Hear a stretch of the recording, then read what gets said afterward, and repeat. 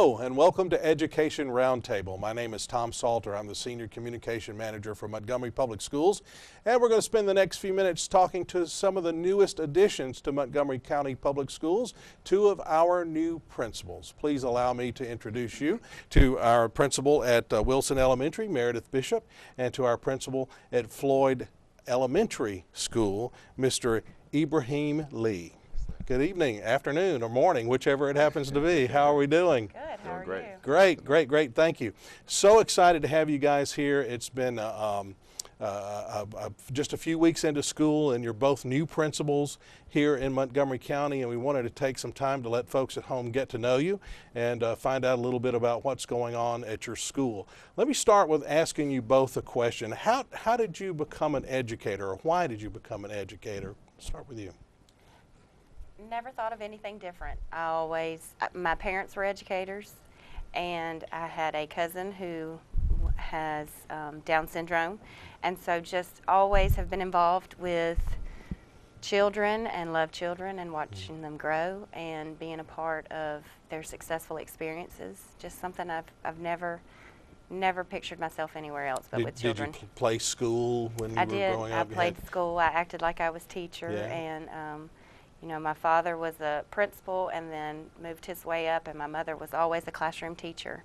And I just wanted to be a part of what they were a part of. I saw that they enjoyed it, and I enjoyed watching it. That's fantastic. Where were you living? Where were they educated? I was raised in Tuscaloosa, Alabama. Roll Tide. Moved here, and that's right. Moved here when I was in 3rd grade. My father got a job with the State Department of Education, and just have been here ever since. Went to college here at Auburn and Montgomery, and started working with Montgomery Public Schools right out of high school, doing AmeriCorps. Really? That's a great program. That's Wonderful. A great program. Maybe if we have time, we'll talk about that a little bit. Okay. Mr. Lee, how about you? How did you become an educator? Pretty much the exact same story. You played school when you were a kid? I got in trouble playing school. My mom, and I was fascinated. My mom was an educator as well, still is in the Montgomery Public School system. Wow. And it was just something about the way she graded papers. And how fast she could do it, and I was just intrigued, and I would try to sneak her papers and pretend I wouldn't grade them, but I got in trouble one day for grabbing her assignments. From Montgomery here, born and raised, Montgomery Public School system, and my entire family, majority of them are educators, and so it's kind of like no other choice. I didn't know that I would like it right off, but my mom was my 6th grade teacher.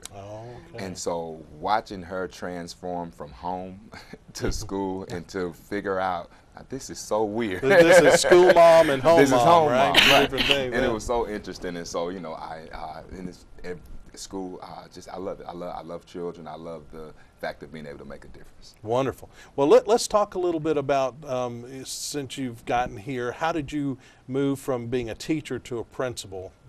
First of all, what made you want to, and then secondly, what was the process like? Let's start with you, Mr. Lee. I knew in school that I knew in college, what we had to do to become a teacher, and even to the next level of becoming a principal. Right. And so I started out as a teacher at Highland Avenue Elementary. Last year, I was a curriculum specialist at Bellingraph School, and then moved up to becoming a principal now at Floyd Elementary. That's wonderful. And so throughout that process, in my Alabama State University, my college courses, and those professors who would drive into us that, hey, it's not about money. If you think it's about money, you're going into this profession, make sure that you love it, make sure that your heart is in it, but how they compelled us to make a difference. How they compelled us that regardless of what is going around within a district, within the state, that we have the power as individuals to be change agents. And I bought into that vision. I bought into that vision, then you guys selected me. Yeah, well, one of the things I've found from my short time knowing you and watching you work and listening to people talk about both of you is you guys don't just talk the talk, you walk the walk. I mean, both of your schools are just on fire and doing wonderful, wonderful things. Ms. Bishop, what made you decide you wanted to be a principal? Never said I would be one. I always felt like I would be in the classroom. But through the AmeriCorps experience, I was able to then be employed as a part-time secretary while I was going to school for my undergraduate degree. And then when I graduated, automatically, you know, my principal that I worked for hired me as a special education teacher. Wonderful. And within a year, I think being an employee within that school kind of helped me learn the ropes of things, so I already felt comfortable. And was a special ed facilitator for 8 years after that, and decided then just enjoyed the leadership. I liked helping people grow. I liked being a support person for anybody, and I liked collaboration. It was who I was about, and I liked the team aspect of it. So noticed some leadership skills in myself, so then I decided to give it a try and got hired as assistant principal at Georgia Washington Junior High School, and then I've been assistant principal at Lee High School, Blunt Elementary for 1 year, and then this past year I went back to Georgia Washington as a middle school in the position of a curriculum instructional assistant. And then thought, I think I had enough under my belt that I was ready, and my children were a little bit older, so I said, let's give it a try, and got picked and selected, and I'm thoroughly loving the experience. Well, we're glad you did. First day on the job, you walk into this, suddenly it's yours. It's not a matter of going to somebody else with a problem. You are the one that solves the problem. You sit down at your desk the first day. What's the first thing you did when you sat down at your desk, Mr. Lee? The first thing, and I can honestly say I prayed. And I prayed hard. And they say there's not prayer in schools, right? I prayed. I believe you. I prayed and just asked God to cover the school, my decisions, everything. People would tell me all the time that you're not going to hit it until you actually understand it. It's not going to hit you until you step foot in the building. Right. Well, it hit me before I stepped foot in the building, but actually when I did, I'm like, yes, this is it. And so, I mean, that's it. That is the first thing that I did. I prayed. What did you do? First day on the job, I probably did the first thing. I sat in the office kind of like, what do I do now? You know, no checklist, right? No manual. No. Just sit down and go. And, you know, being a leader in a different aspect where I still had somebody close to me, being immediate supervisor, I still had a little bit of, okay, who's going to guide me? Who's going to tell me where I need to start? And then I just started plundering through notebooks and, you know, seeing what was out there and learning the personnel and the students within the building. Well, tell me a little bit about the building. Tell me about Wilson. It's a brand new school. It's a beautiful school, beautiful school, and it is up with all the trends in technology.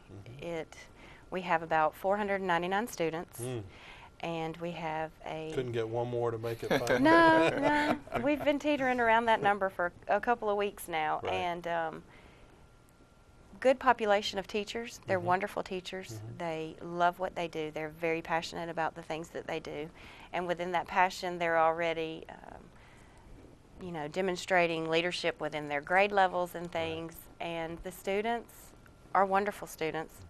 They definitely are bright, energetic little boys and girls who love coming to school. You have a fairly diverse population out there, too, I do. don't you? Go ahead. I have a large population of English language learners, and those are the students who are not familiar with the English language and are still having to be held accountable to grade level standards in their grade level, but just offering some interventions and some accommodations and support to get them to where they need to be, so that they can be successful without so much support. Right. And we also have 2 language units in the building, and those are students from within our zone district of Jeff Davis schools, and it's students who have language deficits, either children who've been diagnosed with autism or just children who have severe language disabilities, and many of them are nonverbal and have you know, some things that have to be catered to in a certain environment. That's one thing I think that most of the folks at home who don't have kids in school especially don't realize is the number of students that we have who have either some sort of a disability, or the number of students that we have who struggle with the English language because they're not from this Right. country. Off the top of my head, it's like 120 different languages or something that are spoken in our school system as their first language, and I know that's a challenge. Well, you have a very beautiful library. I love to come to your library. We've had is several beautiful. meetings over there, and it's really cool with the rock and all that stuff. It is. It's a really- beautiful building, and each the building is divided into pods. There's pod A, B, and C, and so there's kindergarten and first grade in a pod. There's second and third grade in a pod, and then fourth and fifth in a pod. And so you have a main hallway that runs across the front that connects to office, library, lunchroom. So in these pods, you also have community areas in the middle of these classrooms where they can all come out, collaborate. The students can come together. They can do lessons as a whole among the grade level, bring people in to speak without interrupting the learning environments for other grade levels. That's wonderful. Now, your school is a little older. It's what, in the 50s? Was it Little built older. in the 50s? It's as old as me, probably. But I think that's probably a challenge to you, Right, isn't it? right. Because of the technology and other things that are. Right. And that may have been probably the biggest challenge coming in. Like I told you the first thing that I did, but I can tell you the second thing that I did. All And right. the second thing was to walk through from an assessment standpoint to look at the building. And I would say there was a big surprise just to see the structural needs within the building. Luckily, I come from a school that was over 100 years old. Right. And so I saw how that building has looked, how it can look with Right. the right leadership and the things that need to be done. Right. And so I began immediately, just pulled out a yellow pad and I started writing, room by room by room. And within that same process, soliciting volunteers, calling the district as much as we Right. could. Right. It was trying to figure out, should I call, should I not call? But you did, I because did I know call. the superintendent was talking about Right. getting some paint and some things to Right. help fix the school up a little bit. So that's wonderful. Well, let's talk a little bit about your population. Your elementary school is a traditional elementary school, Right. but the middle school that's also on the same campus is a magnet It's a program. magnet program. Right. Right. We service 95% African American students at our school. I have 427 right now. Okay. 427 students, nowhere near that 500 mark, which is great. But 427, about 26 teachers, about 40 people on staff. My teachers are highly qualified, certified. Majority, about 80% of the teachers hold second degrees. I have a lot that are in school now, and looking at coming from one building, from one school, the middle school to the elementary, and just seeing the differences within different buildings as it relates to staffing or just anything. And it's truly a blessing to have the my ones that are still in school, that are striving to go to that next level and want that leadership roles, want those leadership things to do. And so we're making it work. Our motto is together we build. And so we're trying to That's just good. build this solid foundation now that will last us to next year and beyond. What's your top priority right now for the school? Right now, at this very moment, is school culture and climate. Of course, AYP, adequately progress, of course, the students, but right now, if the culture, the vision that's expressed for the culture, if that's not displayed throughout, that routines and procedures that need to be in place, and a lot of parents at first didn't understand some of the things that I was doing, and for me it was I assessed every situation in the school, especially from a safety standpoint, just how this is security as it relates to the building. And so establishing those cultures, I tell the teachers all the time, 21 days to change the behavior of Right, anything. right, And right. so and we go and we look at different things that's in the school. And so once we establish this culture, now don't get me wrong, we're adamantly having our data meetings and Right, dealing with right. the students as it relates to positive behavior, but the school culture as a whole as it relates to teachers, the community, students, the parents, as to what is expected of even when you just walk into the office. And so that culture and the climate, because I feel that without that culture and that climate, then learning will be hard to take place. You know, people always talk about the 3 R's: reading, writing, arithmetic. But it's not really R, close enough. But that's sort of identified as the things that that are the core of the school, but and they really are. But it's not just reading, writing, and arithmetic Right. anymore, is it? No. Definitely. And he and I are at the same place. Coming into Wilson, I am the third administrator to be in the building, and this is the 4th year that it's open. So our theme for this year is coming together for endless possibilities, and our focus this year is culture and climate, and we've got to come together and get some things in order and follow some policies and procedures that are there to ensure instruction, effectively instructed students, as well as safety. And so there's been some things that have been new, but they're all being implemented as a whole by the school, and we're coming together to do what we've got to do for endless possibilities and take it to the next level. What do you think is the biggest challenge at Wilson right now?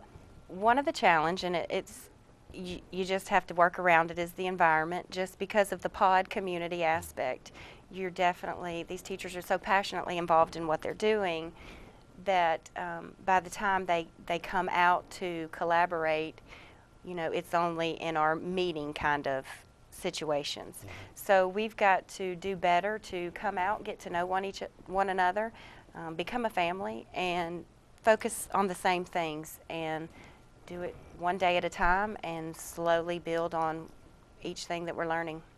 Mr. Lee, I heard over the summer you did a little team building. Can you talk a little bit about the exercises that you did and what you did and what the results were?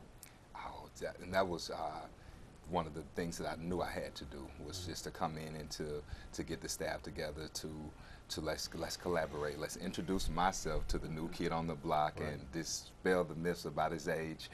And so in going into the team, one activity in particular that we did, I put the teachers in blindfolds, and we got a rope, and I asked them to make a square. But you had to make a square in blindfolds. Wow. So which means that you had to communicate somehow, but you had to listen to each other. And there were times they were so close to the to the square, and then they would be right just one touch towards the square, and then somebody would say, "Go left," and everybody would change. And so it would be it would be a total different shape. Right. The biggest surprise and the thing that just helped us so much was we had a surprise visit from the superintendent as it relates to the paint and the things that was going on in the school. And while they were blindfolded, the superintendent came in the middle of the square and said, "Hello, guys. How are you doing? I love this team building activity." And one of the teachers, "Who is that?" It's the boss. And so, we're laughing. Everybody's laughing, and we're laughing at her. And so she said something again. Another teacher started screaming, "That's the superintendent!" And so we got them to take their blindfolds off. And that was just a pinnacle moment for them, because I had expressed to them that people will be in our building all year. And I want you to know that they'll be in the building. Be used to it. Embrace it. Parents, the central office, everybody. We want them to see what we're doing. And so that was one, well, to me, one of the best team building activities. Another one that we did was we got Legos, and people are like, "Why does he have Legos out?" But we had together we build, and I was explaining to him about building bridges, but building the bridges amongst the central office, amongst the state departments, the community, and our stakeholders, all stakeholders, and especially the parents. But each group had to build bridges, and they were building bridges within a time frame and not understanding what they were doing, and everybody was bragging about how beautiful their bridge was. And so I asked them to put them together and make one bridge. And so that was just one of many team building activities, and that was a good time to actually to go in and put forth the vision for the year, especially as it relates to the culture, the climate of the school, and the vision. And then when school started, we were just able to run into it. Right. Well, I know you mentioned having people in the building. The superintendent, one of the things she did last year was put together the zone teams, and so I guess you found those to be helpful. Yes. And it's always nice to get a outside party to come in and give their perspective, because you know sometimes perception is not the reality, and what one person sees who's not inside every day can sometimes shed light to situations that maybe you haven't thought of. It definitely helps for people to understand that we all are accountable and we all are here for one reason. what was the biggest, I'm going to get back to being a new superintendent for just a second. I'm sorry. I just gave you a pay raise. I'm sorry. Quite ready for that. Being a new principal for a moment, what was the thing that surprised you the most, Mr. Lee, about becoming a principal? For me, structural, the building itself. As it relates to my expectations, the plans that I had, just automatically what I planned on doing, and then looking at the building itself, just the design, or something even from that I share a school with the magnet school. And if you're going to do big assemblies and things, quite naturally, it would be in the gym or the cafeteria. Well, that can't happen for me, because as soon as my students are finished with breakfast, the magnet school is coming to breakfast. And when they finish with breakfast, my students are going to lunch. And so that is looking at the building, trying to maneuver to deal with the things that I need to be addressed as a whole. That has been the biggest challenge. How about you? The biggest challenge. Well, the biggest surprise. What was the thing that surprised you the most? That maybe became your biggest challenge? I think the biggest surprise was how the pods, that environment, the beautiful building and the way that it's structured, how it could put a barrier to your culture and your climate in the building. Have either of you come to the point yet where you wanted to say, "Mommy," or you know, especially since both of you are from education families, have you ever picked up the phone and called mom or dad and said, "Hey, what do I do now?" Yes, I think I have modeled after my father in the long run, just through his pattern and career, and so I do find myself bouncing things off of him while we're just having normal conversation about, you know, life in the last couple of weeks. And it's kind of been a aha moment, because, you know, I've watched him and heard him talk about things that he's gone through, and now for me to experience them, I understand it, and it doesn't just stop when you leave the building. He's gotten a lot smarter the older he's gotten, hasn't he? Has. From your perspective. And, you know, it's good to have that mentor relationship from your father, because, you know, he definitely can shed some light on some situations. And there's already the trust there, because he is your father, to guide you in the right way, because he wants you to be successful. Right. Well, and your mom's still a teacher. Have you called her up and said? Well, here's the thing: is when your whole family's in education, it's kind of, you're trying to stop their calls, because every day is either a teacher is saying what we did this today at Floyd, and then you get another phone call. Now, but I do take a lot of advice from my mom. I do. She's been in the system. To me, she's the best. And I've established a lot of partnerships with principals, merit. Like, we talk all the time. We say that we're brother and sister from another mother. There you go. The school that I came from, and so there are a lot of principals in the within the district that want to see us succeed, and not just us, but our schools. And they know what they went through, either being a novice, being their first year, and in doing that, they've been very helpful. And he and I we've made the comments before, him being at Highland Avenue and myself being at Highland Gardens. He was under Mrs. Carnegie, and I was under Mrs. Carnegie James. Right. And so we like to, we are what we are, and we like to say we're Carnegie bred. Well, those are two great teachers to have. They're and wonderful they're definitely principals. Our cheerleaders. Well, we're getting close to the end of our time, but I wanted both of you to answer one question for me, and that's, what's the best part of your day? The best part of my day, I would have to say, is every day when I go out and I make my instructional rounds through classrooms and my walk-through observations, and I get to be a part of that classroom experience and get in there and be one-on-one with children and see where they are and watch them be successful in their little bitty milestones that they may accomplish day by day. You know, that the first day of school was kind of my moment, when to see all those children come in that building reminds you of why you're there and what you love the most. Because without those children in that building, you kind of feel lost. Right. What's the best part of your day, Mr. Lee? The best part of my day is every day that I walk in, my students smile. that's my motivation leaving. That's my motivation every morning. And then to even go further, that the teachers smile. Right. To see them smile, it brings me joy. And everything that, to know that they're walking in, it's not just like we equate it to school, they're walking into their jobs. And so when they walk in happy. And going into the classrooms the same, doing my instructional rounds. I love to see when the teachers get excited to know that I know this concept or that I know how to teach this. Right. And so, but just seeing the smiles on the face, it brings me joy, sheer joy. And that's why I give it 110%.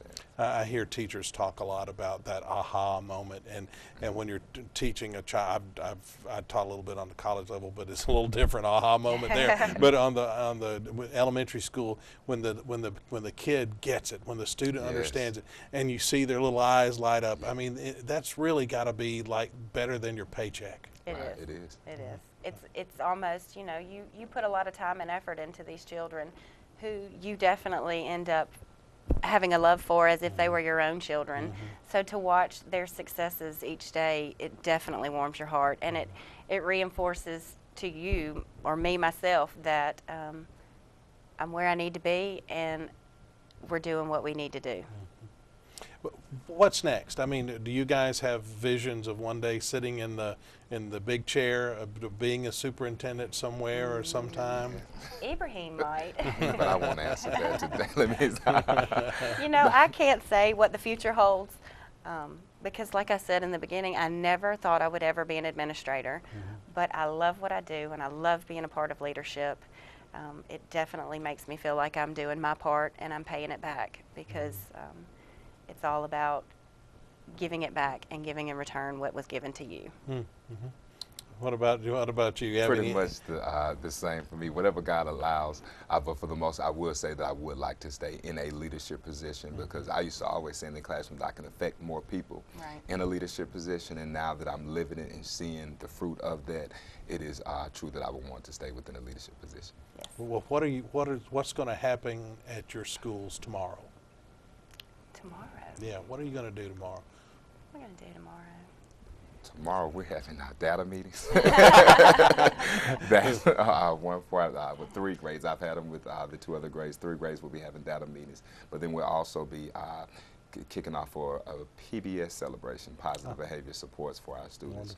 Wonderful. And one of the things that, like, I love the discipline, as to just not only are they coming in excited every day, but they want to learn, they want to please us, they want to do good, and we're just scrambling, trying our best to provide incentives for them for that positive behavior. But we can be assured that there will be teaching and learning going on, most definitely, in not only your schools but in all the schools in Montgomery County. That's right. For every school day. That's right. Well, I want to thank you so much for being here. It's been a real joy to get to know you a little bit better and to share your story with our audience. Again, thank you very much to Meredith Bishop, who's the principal at Wilson Elementary, and Ibrahim Lee, who's the principal at Floyd Elementary. Thanks for joining us this afternoon or this morning or this evening, whatever time it is when you're watching this, and we hope that you'll join us again soon for Education Roundtable. Have a great day.